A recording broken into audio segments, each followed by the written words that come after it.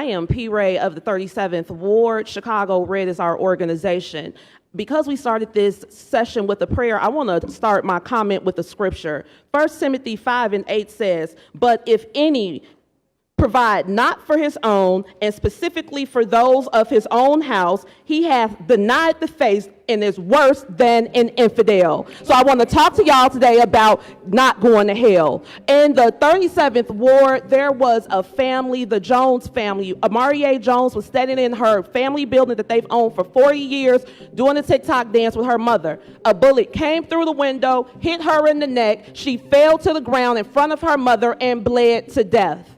A month ago, on the Chicago mugshot page, her mother was on that page. Her mother had on her daughter's Rest in Peace t-shirt. She washed it so many times that it was completely faded out. She was completely high, out of her mind, and the charge was possession. Now, the first $51 million that this council gave to the migrants came from the opioid settlement funds. I am here on behalf of the Jones family, on behalf of the 37th Ward, on behalf of Black Chicago, on behalf of the entire city, to ask you all to vote no and put that money back in the opioid settlement fund. We need that money in my neighborhood. We need that on my block. That woman should not be at Cook County Jail because she's grieving over a random act of violence that caused her to lose her child in front of her face, when the city of Chicago has millions upon millions upon millions of dollars to give to people who ain't paid a dime into the tax base. I get emails asking me why I continue to make videos about the issues affecting the Black community. There are 4 main reasons. 1, the most obvious reason,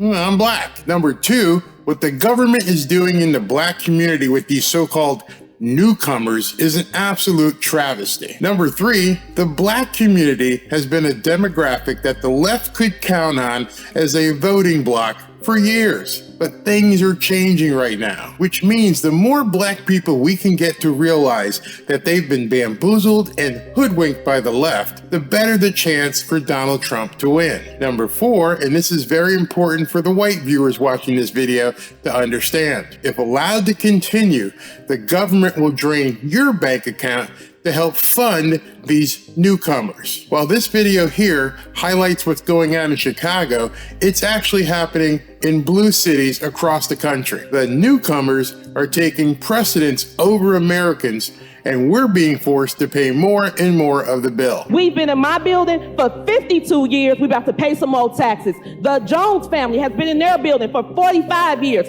paying taxes every year on time. So now understand what she just said, which is a misnomer. People think this is all about people on welfare being upset that these newcomers are taking their money. This woman just said she's been paying taxes for 50 years.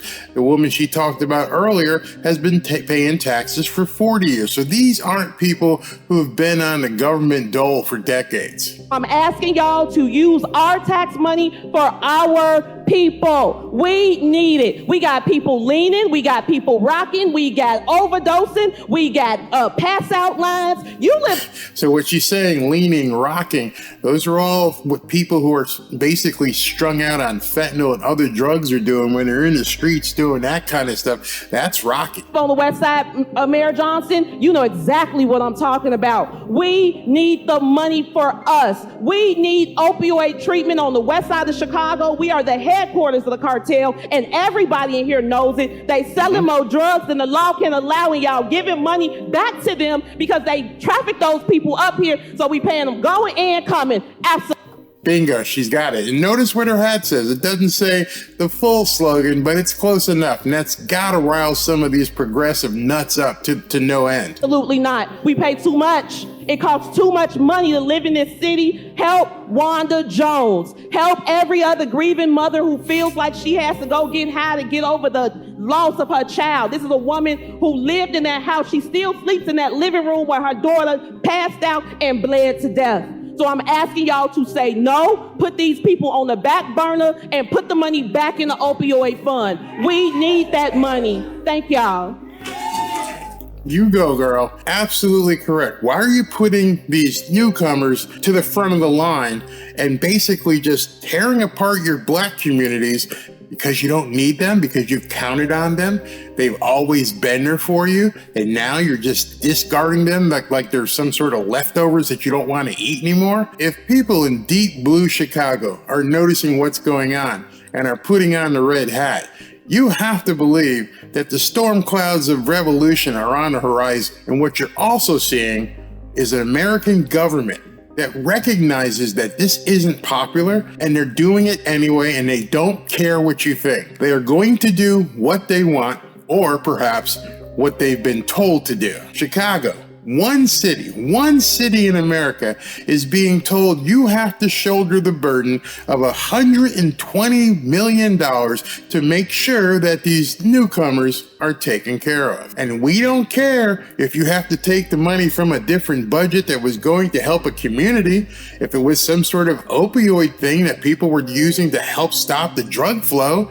Don't care. Move the money and take care of the newcomers. Chicago aldermen received an earful this afternoon from those who attended today's City Council Budget Committee. Aldermen were asked to approve not just the $70 million in new migrant funds, but also say yes to a separate state and federal grant of $48 million for the migrant crisis. There is clearly a divide. Here we are, begging for more money when we don't have money for the people that's here. When we don't have money for after-school programs. We don't have money to help our kids get off the street. The reality is that it's much better for the city and for the state if we provide just basic humanitarian care for people who arrive here. And so we're attempting to do that. They have no regard for the people in Chicago, none whatsoever. And now that the people are realizing it, they've had it to hear. They've had enough. And many of them are turning to Trump. Let's listen to a few of them. And as you watch this, pay close attention to what they're wearing. They're going to continue to come. You got to vote red. We got to turn the state red. Because if we don't, y'all are never going to stop giving money to a scam. Did you ever think that you would see people in deep blue Chicago, one, standing up and saying, hey, you're scamming us, number two, wearing, the red hat? But it gets better. This is a Ponzi scheme. But we have immigrants that serve with us, that put their life on the line, that are still fighting for citizenship, that are in the military. And this guy's talking obviously about legal immigrants. They deserve all the respect in the world, and they don't get it. Mm-hmm. They come back, they're still fighting for citizenship. Some of them don't get it, they get deported. These are people that put their life on the line for this country, for all of you to have the freedom and the jobs that you have, and they don't get the respect to have somebody care for them and help them through the process. But all of you guys out here will vote for people that... Did you notice the color of the hat? Did you notice when he opened his arms, he had his hat in his hand? They're complete aliens to this country that have nothing. Tren de Agua, Venezuela, anything coming from the Honduras. All these people are coming here. They've cleared out these prisons years ago. And they're sending all these people here. They don't want them there. They don't serve them a purpose. They're showing up here in New York, in Chicago, attacking people in the streets. The police are fighting with them in the shelters that you guys are funding. They're fighting in the shelters that you guys are funding. You're putting our tax dollars to house these newcomers, and they're so ungrateful that they're fighting with the police in these shelters, and the people can see it, and they're like, hey, we've had enough of this crap. You guys think it's a great idea, but yet your police officers are getting attacked. Your public's getting attacked. You're putting our lives at risk by doing what you're doing, and none of you care about it because the mighty dollar sits on top. But where's that mighty dollar coming from? So if you've got your population, if you've got the people in the community making statements like that, telling you, hey, you can't keep doing this to our community, and you keep doing it, why would you keep doing it? You're not going to stay there. They're going to vote you out. Why would you put your own political career in that much jeopardy because of who is paying you or what they're paying you or what they've threatened you? None of this stuff makes any sense whatsoever. And as long as somebody's in your pocket that you're working with, you're okay with doing it. You don't care about the citizens. At some point in time, there's going to be an answering for this. What it is, I don't know, but it doesn't look good. And I don't respect most of the people that are in here because you turned your back on the citizens and you said your voice doesn't matter. Say you want a revolution. Well, you know, that's what's happening. People aren't taking it anymore. I can't imagine what's going to happen if this doesn't stop. People are just pissed off to the point where now they're looking at, by the way, let me just set that up for you. That is a public hearing in Chicago. The mayor is standing right in front of the guy. Some of the council people, the aldermen as they call it in Chicago, are up on the panel. The citizens are talking to these people. There are so many citizens talking that the overflow crowd is outside the building, and they basically get to take a number, and when your number's called, you get to come in and say what you want to say. You only get 3 minutes, but as you heard the thing go beep, beep, beep, your time is done. So some of these people are packing a lot of thought. They've been thinking about, what are we going to tell this mayor when we get the chance to stand in front of him? And he's not going to like some of the stuff he hears. Homeless management information systems. So my number would have been 355061. So this guy is a homeless man in Chicago, made homeless because of some problems between he and his wife, but nonetheless, he's homeless. Listen to what he has to say. That would have been issued July 15th, 2021. We financed that endeavor, right? The HMIS, that's financed and budgeted, right? Because it's HMIS, Homeless Management Information System. That's what we're here to talk about. We're here to talk about finance and budget. However, I'm an individual in the room. One individual. Y'all mismanaging this, failing actually. Because once again, July 15th, 2021, it's July, what is it now, what? Anybody, April 17th. I didn't sleep last night worrying about this. I didn't sleep last night. Imagine, how do you talk to these people? Think about that. This guy knew he was coming to a council hearing and couldn't sleep because he's like, I don't know what to say to these people. I have to tell them from my heart what I'm thinking. I had them understand that, hey, this is difficult to deal with, especially when you're a 43-year-old resident of the city of Chicago versus being somebody who just got here, who being treated just like you should be treated, right?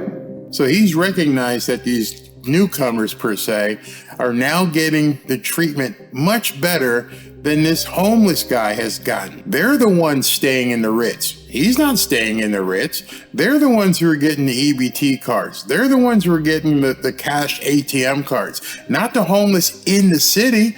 These new people are getting all the benefits. I'm just saying. So yesterday was my son's birthday. If I had housing, we could have spent it pleasantly. I didn't speak to him. He didn't even have any place for he and his son to go to. He didn't have a hotel room. The other people get hotel rooms. He didn't even get a hotel room where he can just go in and meet with his son on his birthday. I didn't speak to him. My son is a star pupil and a star athlete in Evanston High School. However, his father support him to the utmost, and yet I'm attacked over this. I'm attacked maybe because of my views and the fact that, to point out that our government, our city government, now that I understand, has basically turned their back on Black Chicagoans. They're noticing it. It's becoming so painfully obvious to these people that their government doesn't care about them. Y'all are implementing our demise here in the city through financing and budgeting. I sit in the room and actually get the understanding now. And it's disgusting. The hardship that I'm suffering and been suffering, it seems like it's not only unintentional, it seems like it's manufactured. Bingo. See, that's a big distinction. A lot of us have thought, hey, listen, maybe earlier on it was incompetence, maybe they were making mistakes, but now people are seeing this isn't no mistake. This isn't something where somebody just didn't know what they were doing. They are creating this chaos intentionally. And now people are beginning to see it. Actually, thank God they're beginning to see it. Some of us saw it earlier, but now you can actually look around and go, this isn't by mistake. If it was by mistake, you would have shut the border. If it was by mistake, these people wouldn't be sitting up in the Ritz in different hotels in Chicago or Boston or New York or whatever. This isn't by accident. This is manufactured. It's intentional. It's chaos created by the United States government, and it has seeped down to the local level. People now realize that. Like, I've been pursued for the last 4 years simply for my views or simply for pointing out the fact that I'm not getting nowhere. We talk about let's repair it. But you finna put 70 million into this mission. 600 million in Illinois alone. Get that? They're just talking about spending and appropriating 70 more million in Chicago, but they have spent thus far $600+ million on these newcomers. 275 million more. This year counted 150 million. My HMIS number is 355061. How did y'all drop the ball for so many years on one individual? But y'all coming to budget and finance, y'all coming to budget and finance the demise of Black Chicagoans here. That's what y'all. And the problem is, I understand his plight, fully understand, but it's not just to Black Chicagoans. There are a lot of white people who live in Chicago who are now having to foot the bill for what the governor, mayor, and city councils are doing in the Chicago area in the state of Illinois. Y'all budgeting and financing. Y'all whittling us out, and y'all doing it in such a gracious fashion. Y'all representing us as y'all do it. This what y'all doing. So now this lady, she's had it, just like the other ones have had it, but she's a lot more vocal in what she's gonna tell the mayor and the city council. Oh, Christmas is coming early this year. We're gonna check that list when it go up on that wall for voting, and we're gonna check it twice. And we're gonna find out who's been naughty or nice, based on how y'all vote. And we're gonna start it off with Maria Haddon. Now, watch this. She actually plays a phone call or some sort of recording she got from one of the council people. Yeah. Because Chicago and some communities so angry. Why is all this kind of anti-immigrant sentiment coming up? And I want to explain to folks, it's because if we cared as much about Black people and had over the decades as we do about everyone else, we wouldn't be here. But the money from it. All right. So she brought the receipts, she's got the recording, and now she's gonna lay into them. That would be Maria Haddon. Stepping out there, I see you, don't get sarcastic because we can get jiggy, right? You sit up here for that first 51 million talking about how you feel about Black people and how you have to have the same energy for Black people, and you ain't never stood on this floor talking about money for Black people. You get on this floor and talk about Black and brown because you somewhere in the middle with it, right? But I tell you this, and I'm telling every other Black alderman in here today, you vote for the money for these immigrants today, and we coming for them seats. Coming for them seats. That's what I love to hear. When I saw this video, I could not believe that finally somebody stood up and said, if you give them this money, we're coming for you. We are going to come for you. We've had enough. This crap is over. And I think a lot more people in a lot more blue cities are saying the same thing. This crap is over.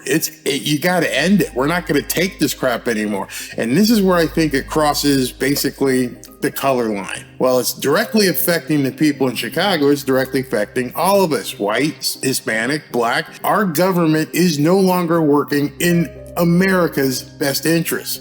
Sending money to countries we can't even identify on a map, funding basically a new demographic of newcomers, while everybody here is being forced to pay more and more and more. And now we hear Dementia Joe wants to raise capital gains tax to 44%.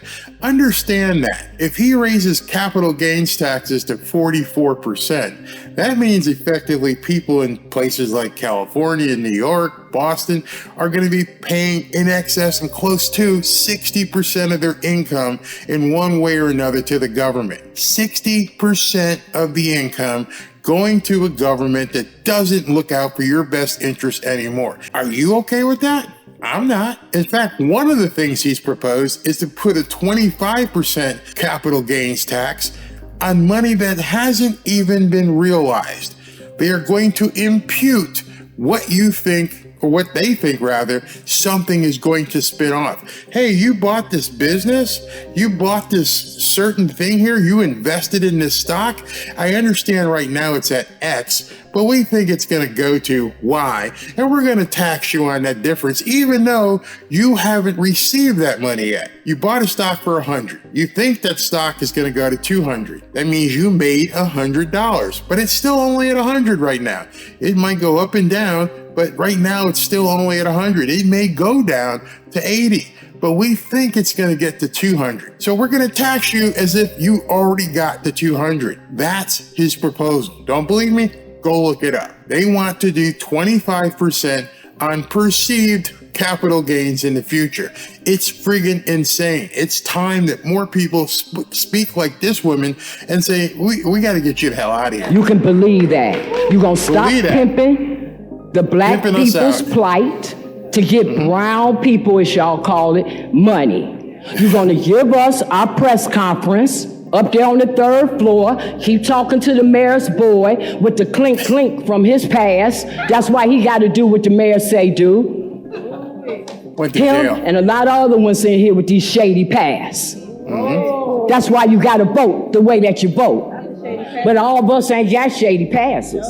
Some of us free out here, and we can vote how we want to vote, and we coming for those seats. Coming for those seats. Just love the way she talks. Now, to align yourself with somebody who's obviously a one-term mayor, if he even makes it that far, you. Now, I don't know what she meant by that. Even if she's not sure if he's going to make it his whole term, but she knows for sure you ain't getting a second. Better be worrying about your job. You better be worrying about your longevity. Because we gonna vote and we gonna get you out because you ain't doing right by us. That's what time it is. And for your law person that's next to you, I'm gonna need you to check out that federal charge that I got against those public administrators over there for messing with black people's property. It's federal case number 2. Is this woman not fantastic? I mean, she should go to every state and basically just let the people know how she thinks. 3 CV 14590. All right, and on that note, if y'all don't give us our money for the black community, know this: we getting ready to file a federal injunction against City Hall for benign neglect to the South Side and West Side. You got that? Boom. You got that? Boom. Don't tell me that we're not seeing some sort of a revolution begin. Don't tell me that's not what's happening. It's for sure happening. Man, this stuff is amazing. The problem is racism. All right, so now let me set the stage for this guy. This guy appears to be 80-ish, maybe even a little bit older. He's had it. He's lived a long life. He's seen it all. You notice the hat he has on, which has got to be making these people just completely freak out. And it has to be. And this guy, he doesn't articulate the way you would think or would want some people to articulate at a microphone at a city council meeting. And he's real hardcore. I had to actually go in and delete some of the things he said because he said what he wanted to say. Just take a listen to him. I guess you can hear me. The problem is racism. This is worse than Communist China. All these people sitting here, they're a member of one party, the Democratic machine. These black ones do not have our interests. They work for the master. He called them out in public and say, you're nothing but pawns. You work for the master. These white men run this system. Man, they run it. So the problem here in Chicago is racism, nepotism, corruption, a one-party system. These white men run this. This man doesn't run this. Okay. He just called out the mayor and said, you ain't doing nothing. You are a pawn. You've just been put here. You've been installed. We all know at this point that you don't run crap. You're owned. You're a puppet. Your masters control what's going on in Chicago. I think many of us probably already knew that because the drugs, the shootings, the gangs, if these black leaders, and going all the way back decades, wanted to stop this stuff, it could be stopped. There's no excuse for what's gone on in Chicago. I mean, Spike Lee made a movie about it, Chi-Town. There's no reason it's going on except you want it to go on. So obviously somebody is pulling your puppet strings and telling you, just chill. We need to have this. We need to have this distribution point in the Midwest. And if some people die, well, it's in the black community. It's okay. Man, And this man is obviously old enough to have been through it all. These black Altons, they don't have no power. Who slates them? Corporate America. Who runs corporate America? These white men. Now you can be in denial. Now look at you over there, passing right here. Look at that while I'm talking. Young lady, sit down. Sit down. Tell her to sit down. Tell her to sit down. So, wait a minute. You don't like this? I'm going to tell you. I'm educating you. I'm informing you. I'm enlightening you. These white people that enslaved us brought us here. Now they're giving money to another people. This man's got some wisdom on him. He knows that this mayor of Chicago and mayors before him are owned by somebody else. They are merely puppets dancing around with string, doing what the bidding they've been told to do. Are they nappy hair, big nose, thick lip? No, they're not. And they're giving millions and millions of dollars to them. Can't you see how arrogant she is? When I told her to be seated, she's going to stand up and go, you work for us. Yeah. Exactly. They need to be told that over and over. You work for us. I love the way he said that. You understand? Sit down. You work for me. You forget that part. Well, they didn't forget because they don't work for you. They don't work for their constituents. They could care less what their constituents say. Now we're finding that on a national level as well. It's mighty wrong here, sir.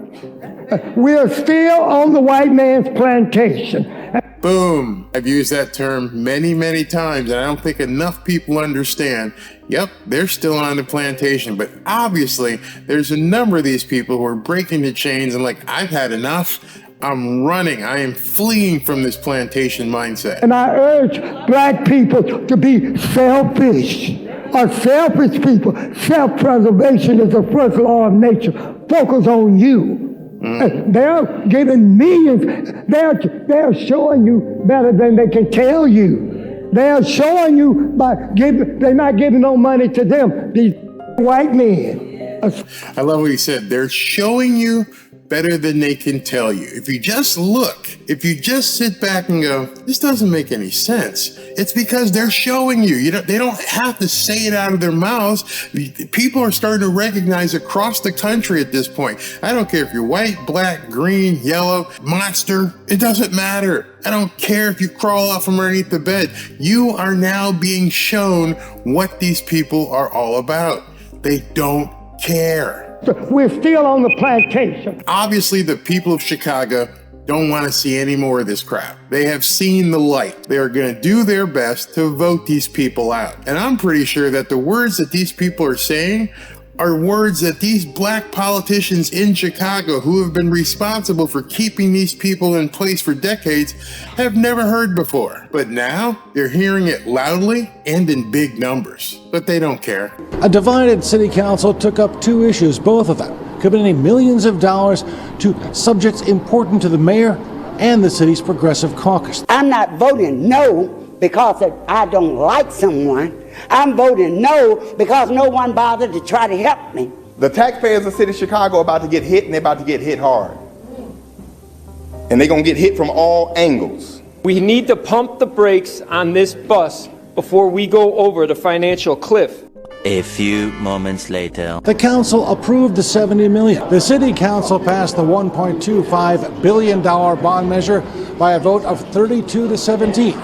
Giving the mayor a big victory and the flexibility to pursue his agenda. You now have city councils and mayors and small town government doing exactly what the idiots in Congress and the Senate are doing on a national basis. They are simply ignoring the will of the people they were elected to serve. But what's really interesting is that they seem to be doing it against their own best interests. Why would they be doing that? Because it's becoming more and more obvious that they serve a master that is pulling the strings behind the scenes. And to me, that's the scariest part of all, because you have to ask yourself, who is running America? That's why I firmly believe that Trump is the only person who can stop the insidious plan that these people are executing on America. Let me know what you think about the people in Chicago standing up and voicing their complaints in an open forum to the city council and the mayor and city council doing nothing about it. They just simply don't care. Is that representative government? Is that the type of government you want to live under? It may be happening in Chicago right now. It may be happening in New York with Eric Adams up there. But eventually, if this isn't stopped, it's coming to your hometown. What are you going to do to stop it? Or at least try to stop it? Talk to you soon. Let me know in the comments.